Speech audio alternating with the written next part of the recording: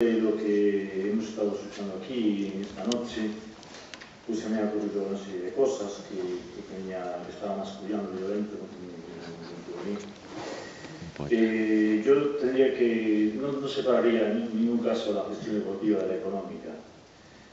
Para mí son un todo único y no podría decir que hemos acertado en la sección deportiva, hemos acertado en la sección económica, sino que, bueno, pues hemos hecho un trabajo, y ese trabajo pues es una simbiosis de ambos trabajos, ¿no?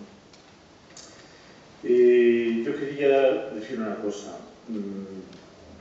no todo es una balsa de aceite, es decir, esta reunión de hoy parecía que iba a ser pues, un camino de rosas y evidentemente pues, a la vista de los resultados parece que sí.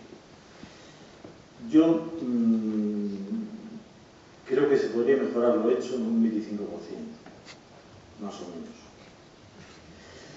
Partiendo de un eje fundamental, y es que la filosofía del club, la idea del club, de la que Torrecilla hacía mención hace un momento, está un tanto equivocada. El Celta tiene que hacer un juego alegre.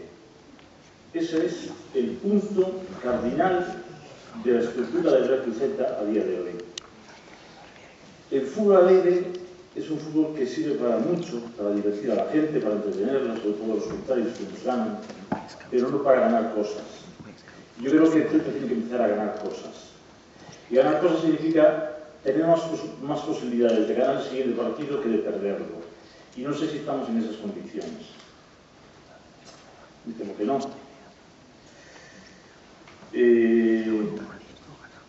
Hay deportes que han asimilado esto mejor que el fútbol, por ejemplo el baloncesto y el balonmano, que han introducido en su defensa, o en la defensa, en el valor de la defensa, valor defensivo de todo su equipo, sus mayores activos.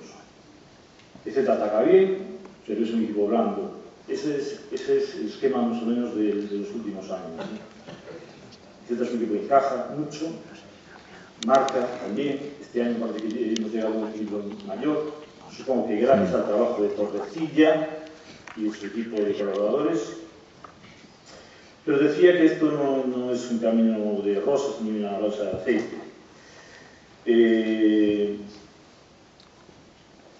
Entiendo que hay que mejorar el apartado defensivo de las